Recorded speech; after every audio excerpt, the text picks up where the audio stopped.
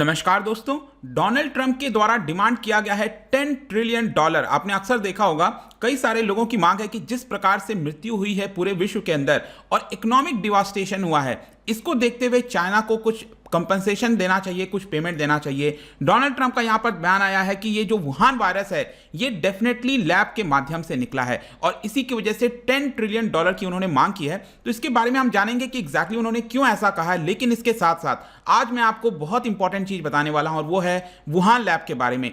क्यों कहा जाता है आखिरकार वुहान लैब से ही ये पर्टिकुलर जो वायरस है वो निकला होगा, क्या कारण है। आपने सुना होगा कि पहले चाइना के द्वारा बोला गया था, कई लोग ऐसा बोल रहे थे कि वुहान के अंदर जो सी फूड मार्केट है वहां से आया होगा। तो इन दोनों का कॉम्बिनेशन क्या है बेसिकली, उसको भी मैं आपको आज बताने वाला हूं। चलिए आगे बढ़ते हैं। अगर आप यूपीएससी की तैयारी कर रहे हैं तो इसके बारे में सारी जानकारी आपको मिल जाएगी। हमारे डिस्क्रिप्शन से आप हमारे ऐप को भी डाउनलोड कर सकते हैं। अब एग्जैक्टली हुआ क्या है, पहले हम उसको डिस्कस कर लेते हैं। जैसा कि आपको पता होगा, जो ओरिजिन ऑफ कोरोना वायरस है, वुहान वायरस है, इसको लेकर काफी ज्यादा अचानक से चर्चा हो गई है क्योंकि कुछ ऐसे डॉक्यूमेंट सामने आए हैं, कुछ ऐसे बयान सामने आए हैं जिसको लेकर अचानक से लोगों को लग रहा है कि कहीं ना कहीं ये जो वायरस है वो चाइना के द्वारा या फिर हो सकता है एक्सीडेंट के माध्यम से जो वुहान लैब है वहां से निकला होगा। और इसी की वजह से जो डोनाल्ड ट्रंप है उन्होंने डिमांड किया है 10 ट्रिलियन डॉलर। क्योंकि अगर आप स्टार्टिंग में देखोगे, जब डोनाल्ड ट्रंप प्रेसिडेंट थे, अभी तो क्या वो चुनाव हार गए और जो बाइडेन प्रेसिडेंट है, लेकिन शुरुआत से ही ये कई बार यहां पर बार बार कह रहे थे कि जो कोरोना वायरस का ओरिजिन है इसको लेकर जांच होनी चाहिए और जो भी पर्सन रेस्पॉन्सिबल है डेथ के लिए, इकोनॉमिक डिवास्टेशन के लिए, इसको यहां पर कंपनसेशन पे करना चाहिए। लेकिन उनका जो भी क्लेम था कोरोना को लेकर, इस पूरे वायरस को लेकर, वो हमेशा से एक्सपर्ट्स के द्वारा डिसमिस कर दिया गया था। एक्सपर्ट्स इसको रेडी नहीं थे मानने के लिए। लेकिन रीसेंट वीक में जो भी कुछ हुआ है इसको लेकर अचानक से चर्चा बढ़ गई है। तो एग्जैक्टली डोनाल्ड ट्रंप ने क्या कहा है, अपना स्टेटमेंट अगर आप उनका देखोगे तो उन्होंने लिखा है कि now everyone even so called enemy. Enemy basically वो अपने पॉलिटिकल ओपोनेंट को कह रहे हैं, जो बाइडेन को कह रहे हैं, डेमोक्रेटिक पार्टी को कह रहे हैं कि इवन द एनिमी, अब वो कहने लग गए हैं कि जो वायरस है वो कहीं ना कहीं चाइना की वजह से ही आया होगा, उन्हीं की गलती की वजह से आया होगा, ऐसा उन्होंने बयान दिया है। प्लस इस बार अपने उन्होंने स्टेटमेंट में एंथनी फॉची का भी नाम लिया है। अब देखिएगा कि उनको ट्विटर से तो हटा दिया गया है डोनाल्ड ट्रंप को, वहां पर वो बयान नहीं दे पा रहे हैं, तो उन्होंने एक स्टेटमेंट जारी किया था थर्सडे को और उसके अंदर एंथनी जो फॉची हैं, जो कि टॉप डॉक्टर बताए जाते हैं अमेरिका के अंदर, और स्पेशली क्योंकि वो पूरा जो कोविड-19 का टास्क फोर्स है उसको ये हेड कर रहे थे एंथनी फॉची, और उनके ऊपर बेसिकली उन्होंने यहां पर आरोप लगा दिया है। क्योंकि एंथनी फॉची का अक्सर आप देखोगे, जब भी डोनाल्ड ट्रंप के द्वारा कुछ बयान आता था फिर उनके द्वारा बयान आता था, इसको लेकर अक्सर क्लैशेस देखने को मिले हैं दोनों पर्सनालिटीज के बीच में।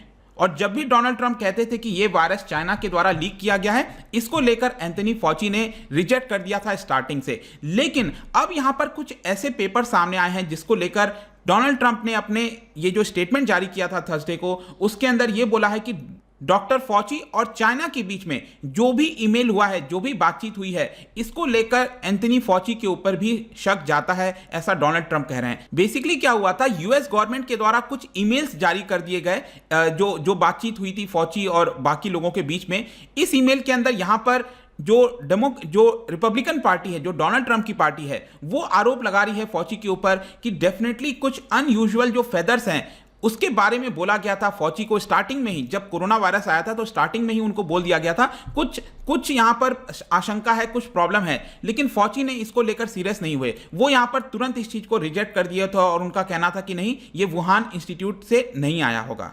पर्टिकुलरली मैं आपको बताऊं तो रिपब्लिकन पार्टी का यह कहना है कि डॉक्टर फॉची का वुहान इंस्टीट्यूट के साथ जो भी कम्युनिकेशन हुआ है, उसमें बातचीत हुआ है, उसके अंदर साफ जाहिर होता है कि फॉची को पता था इस पूरे एक्सपेरिमेंट्स के बारे में, जो भी जेनेटिकली इंजीनियर्ड कोरोना वायरस के बारे में एक्सपेरिमेंट चल रहा था लैब के अंदर, उसके बारे में फॉची को पता था। लेकिन फॉची उसके बावजूद भी इस चीज को मानने के लिए नहीं तैयार थे। तो काफी हद तक जिम्मेदारी जो है उनके ऊपर भी डालने की कोशिश की गई है यहां पर जो भी डोनाल्ड ट्रंप का बयान आया है। और सिर्फ यही नहीं, जो पूरे डेमोक्रेटिक पार्टी है, जो बाइडेन की पार्टी है, उनके ऊपर उन्होंने अटैक किया और यह कहा है कि स्टार्टिंग से ही मुझे डेमोक्रेटिक पार्टी और जो न्यूज मीडिया है वो जेनोफॉब बुलाने लग गई थी। ये बेसिकली कारण ये था कि आपको याद होगा डोनाल्ड ट्रंप जब प्रेसिडेंट थे तो उन्होंने बॉर्डर्स क्लोज कर दिए थे यूएस के। इसको लेकर यहां पर काफी ज्यादा क्रिटिसिज्म किया गया था उस समय उनका। प्लस यहां पर अब जो डोनाल्ड ट्रंप है उनका यह कहना है कि जो मेरा डिसीजन था उस समय वो लाइफ सेविंग डिसीजन था, जिसकी वजह से बहुत लोगों की जानें बची थी। अब यहां पर डोनाल्ड ट्रंप ऐसा कह रहे हैं। तो चलिए, ये तो डोनाल्ड ट्रंप का बयान है, लेकिन क्वेश्चन यहां पर यह आता है कि एग्जैक्टली है क्या। डोनाल्ड ट्रंप ये जो कह रहे हैं कि 10 ट्रिलियन डॉलर, 10 ट्रिलियन डॉलर बहुत ज्यादा होता है, मतलब कि चाइना का आधे से ज्यादा जीडीपी आप कह सकते हो कि 10 ट्रिलियन डॉलर आता है, राइट। तो यहां पर क्वेश्चन यह है कि वुहान लैब एग्जैक्टली है क्या। ये हम बार बार वुहान लैब सुनते तो रहते हैं, एग्जैक्टली है क्या। तो देखिएगा, इसको कहा जाता है वुहान इंस्टीट्यूट ऑफ वायरोलॉजी। ये एक हाई सिक्योरिटी रिसर्च फैसिलिटी है। ये आप देख पाओगे, इस तरह की फैसिलिटी आपको देखने को मिलेगी और काफी ज्यादा सिक्योरिटी रहती है। सिक्योरिटी इन टर्म्स की ये नहीं कह रहा हूं कि यहां पर जो मिलिट्री पर्सन्स हैं वो तैनात रहते हैं, उस सेंस में नहीं। सिक्योरिटी का मतलब ये हुआ कि यहां पर ऐसे स्टेप्स लिए जाते हैं कि जो भी एक्सपेरिमेंट हो रहा है वो यहां पर किसी प्रकार से लीक ना हो जाए, कुछ ऐसी चीजें लीक ना हो जाए जो कि प्रॉब्लम क्रिएट करे। इसीलिए इसको हाई सिक्योरिटी रिसर्च फैसिलिटी बताया जाता है। बेसिकली क्या है ना, नेचर के अंदर बहुत सारे पैथोजेंस होते हैं, वायरस, बैक्टीरिया, फंगस, कई सारी चीजें होती हैं जो कि हमारे ह्यूमंस को इन्फेक्ट कर सकती हैं। तो कौन कौन से ऐसे पैथोजेंस हैं जो कि ह्यूमंस को इन्फेक्ट कर सकते हैं, उसके बारे में यहां पर स्टडी करने की कोशिश की जाती है। मतलब नेचर से यहां पर कुछ वायरस लाया जाता है और उसको यहां पर इस इंस्टीट्यूट के अंदर स्टडी करने की कोशिश की जाती है। और स्पेशली मैं आपको बता दूं 2002 के बाद से, क्योंकि 2002 में सार्स CoV-1, अभी तो हम क्या बात कर रहे हैं, सार्स CoV-2 की बात कर रहे हैं, जो पहला वाला था आपका 2002 में, वो भी आपका चाइना से आया था। उसके बाद से चाइना ने इसके ऊपर काफी ज्यादा स्टडी करना स्टार्ट कर दिया। स्पेशली जो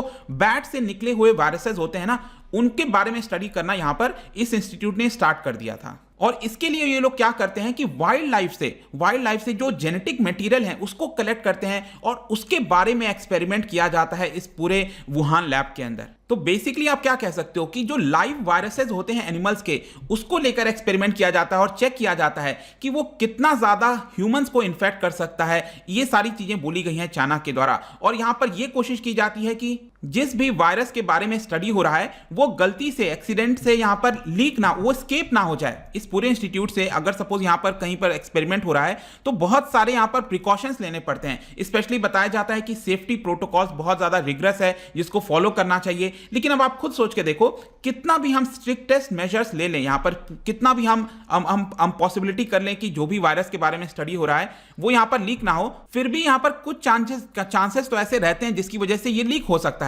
और जो लेबोरेटरी एक्सीडेंट है वो यहीं से सामने आता है। कई सारे साइंटिस्ट का ये कहना है, जो प्लॉजिबल हाइपोथेसिस बताते हैं, उनका ये कहना है कि कुछ ऐसे वर्कर होंगे, कोई रिसर्चर होगा जो केयरलेसली यहां पर उसकी वजह से लीक हो गया होगा जो वायरस है। और इसी की वजह से बहुत सारे रिसर्चर्स आज के डेट में कहने लग गए हैं कि तब जाकर ये पेंडेमिक स्टार्ट हुआ और इसके बारे में हमें एक इन्वेस्टिगेशन करना चाहिए सबसे पहले कि क्या ये एक्चुअली वहां से हुआ।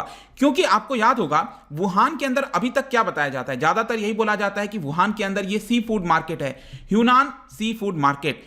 अगर वो आप देखोगे तो वुहान इंस्टीट्यूट ऑफ वायरोलॉजी से कोई बहुत ज्यादा दूर नहीं है। मैं आपको दिखा देता हूं, ये आपका यांगजी रिवर आपने सुना होगा चाइना के अंदर, राइट। और यहां पर आप देख सकते हो ह्यूनान सी फूड मार्केट है और यहां पर अब आप देखिए यह है आपका वुहान इंस्टीट्यूट ऑफ वायरोलॉजी। तो बेसिकली बोला जाता है कि ह्यूनान सी फूड मार्केट में जो लाइव एनिमल्स होते हैं जो बेचा जाता है, वहां से ये वायरस जो है वो एनिमल से ह्यूमन में ट्रांसफर हुआ होगा, अभी तक ऐसा बोला जाता है। लेकिन अगर आप इन दोनों का डिस्टेंस देखोगे तो कोई बहुत ज्यादा नहीं है। और इसी की वजह से अब जो रिसर्चर्स हैं वो ये कह रहे हैं कि हो सकता है कि ये जो वायरस है वो इस इंस्टीट्यूट से निकला होगा, लेकिन चाइना ने उसको ब्लेम लेने के बजाय यहां पर सी फूड मार्केट जो कि पास में है उसको बोल दिया। और स्पेशली आपको पता होगा कि सी फूड मार्केट ही एक ऐसा एरिया था जहां पर पहला सुपर स्प्रेडर इवेंट यहां पर देखने को मिला था। तो बेसिकली डाइवर्ट करने की कोशिश की गई है चाइना के द्वारा, ऐसा आरोप लगाया जाता है। और सिर्फ यही नहीं, इसके अलावा एक और यहां पर शक इसलिए जाता है क्योंकि जो भी अभी तक आपका आइडेंटिफाई किया गया है, जो हमने सार्स CoV-2 को आइडेंटिफाई किया है,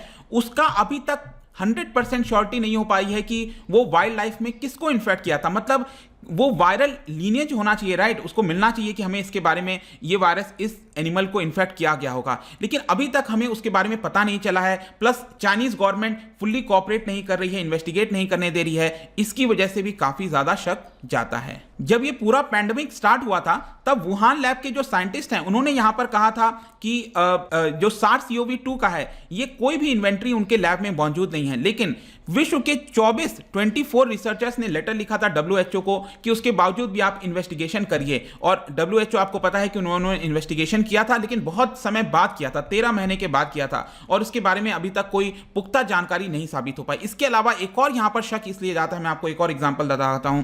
US स्टेट डिपार्टमेंट के द्वारा एक फैक्ट शीट रिलीज किया गया था और उसमें बताया गया कि जब कोविड-19 स्टार्ट हुआ था दिसंबर 2019 में, उसके जस्ट पहले अक्टूबर नवंबर के महीने में कई सारे जो रिसर्चर्स रिसर्चर्स हैं वुहान इंस्टीट्यूट के, वो बीमार पड़ गए थे और उनके सिम्टम्स कोविड-19 से ही रिलेटेड बताए जाते हैं।